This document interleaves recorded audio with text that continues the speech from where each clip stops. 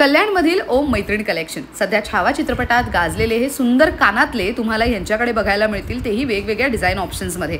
Bridal jewellery असू देत किंवा रेग्युलर यूजसाठीचे मंगळसूत्र असू देत, तुम्हाला कमाल कलेक्शन यांच्याकडे बघायला मिळू शकतोय।